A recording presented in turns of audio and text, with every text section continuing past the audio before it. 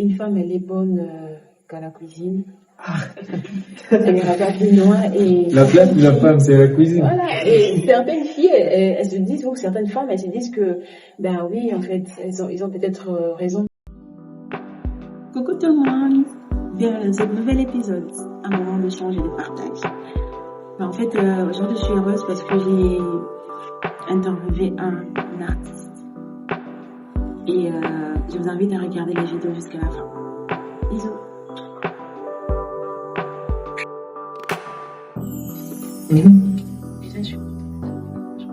C'est moi qui suis très honoré d'avoir été invité par toi.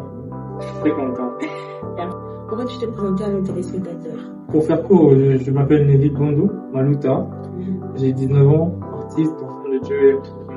Ouais. Alors, tu m'as dit que tu étais artiste. Et tu étudies où déjà pour commencer? Étudiant à l'Académie des Beaux-Arts. Oh, ok, De d'accord. Kinshasa, je précise. Tout le monde va le savoir en tout cas. Maintenant, tout le monde va le savoir. Ok. Alors, parle-moi un peu des études. Ça a avancé avec l'Académie.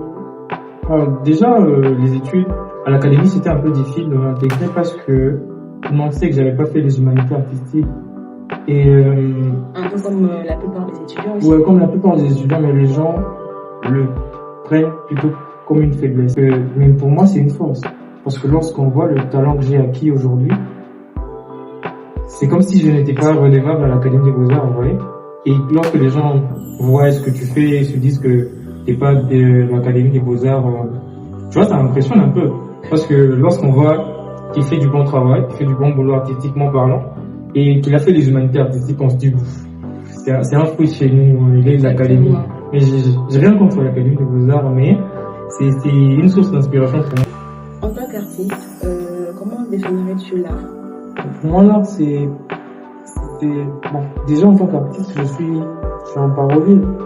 L'art, pour moi, c'est une expression et un langage universel. Et comme tout poète, comme tout chanteur, musicien ou autre, écrivain, j'écris, je chante pour avoir quelque chose à communiquer, à transmettre. Et c'est pour moi, je passe juste par ce médium qui est là. D'autres peuvent passer par la musique, d'autres peuvent passer par l'écriture.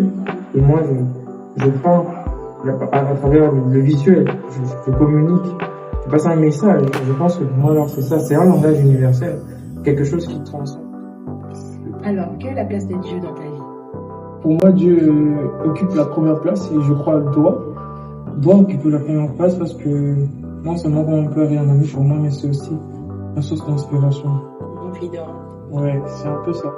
Parce que je crois vraiment au spirituel dans l'art et je pense que l'art est spirituel. Et tu communiques ça quelquefois avec tes peintures? Ça t'arrive?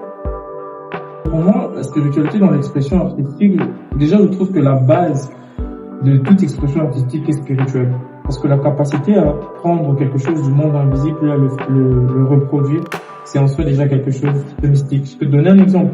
Bien sûr. Comment tu peux expliquer que quelqu'un puisse, de son esprit, faire ressortir l'image d'une personne qu'il n'a jamais vue par un dessin simple? Ah, moi je l'ai déjà vu. Hein. Ah, tu vois, Ouais. c'est juste qu'on néglige un peu cet aspect du mystique dans l'art, mais c'est bien réel. Pour moi, l'art est quelque chose de hautement spirituel.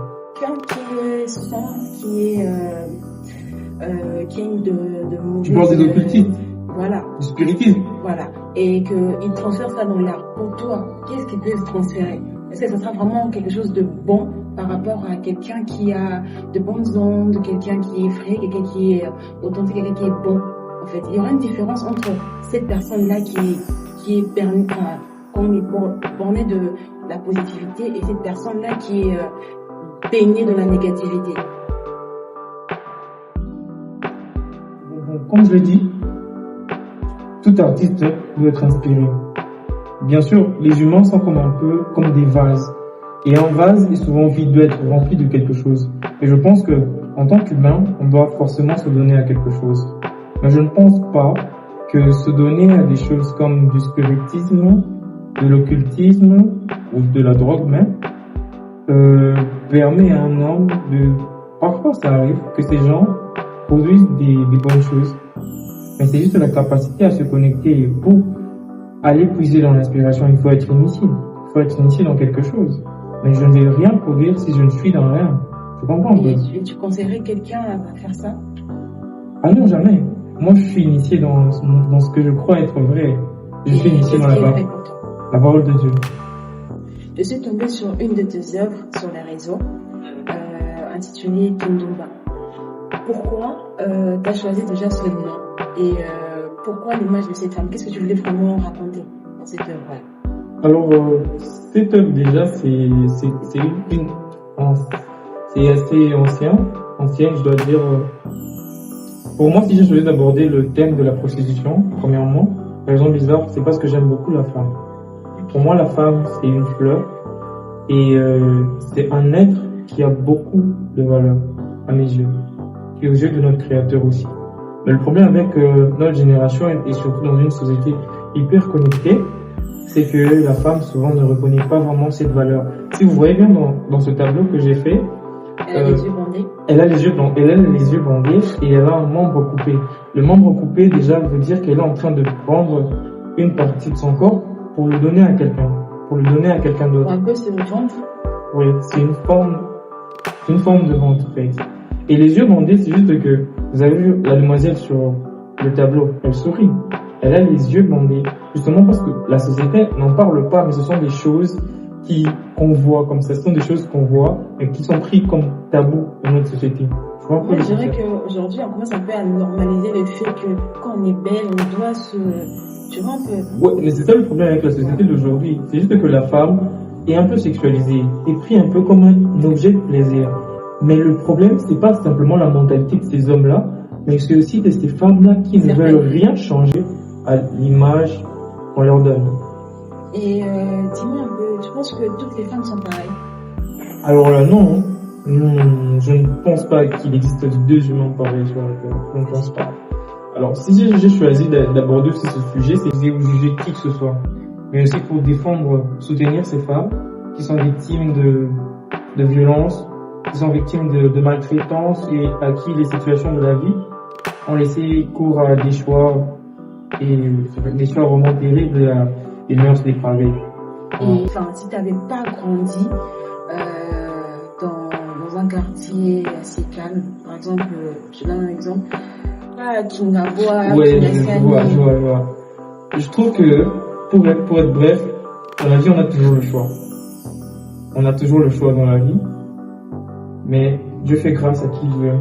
Et je ne pourrais pas juger ces personnes parce que je sais qu'ils n'ont pas eu la même grâce que mes sœurs ont eu. Tu vois un peu? Ce sont aussi mes sœurs et je me mets à leur place. J'essaie de partager la douleur parce que j'ai grandi dans une famille plutôt, je dirais pas aisée, plutôt modeste. Donc, je sais ce que c'est quand même de me réveiller le matin avec tout ce qu'il faut qu'on mange et je sais ce que c'est de me réveiller le matin avec rien de se mettre sous la dent. Donc, je me mets un peu à leur place. Mais je me dis que dans la vie, on a toujours le choix. Ce que je suis aujourd'hui, bien sûr, c'est par la grâce de Dieu. Je n'ai pas choisi de grandir dans une famille chrétienne, de naître dans la commune où je suis né, d'étudier. Tout ça, c'est le destin. Le destin a bien fait les choses. Et je pense que si j'avais grandi dans un autre milieu, mon éducation serait forcément différente. Ça, c'est clair et net. C'est clair et net. Et moi, j'ai un exemple à donner, c'est que j'ai vécu pendant longtemps à Mongafula, comme toi. Ouais. Et il y a quelques mois, j'ai déménagé, je suis allée à Kingaboa. Et je pense pas que si j'avais grandi là-bas, j'aurais la même mentalité, la même façon de parler et tout.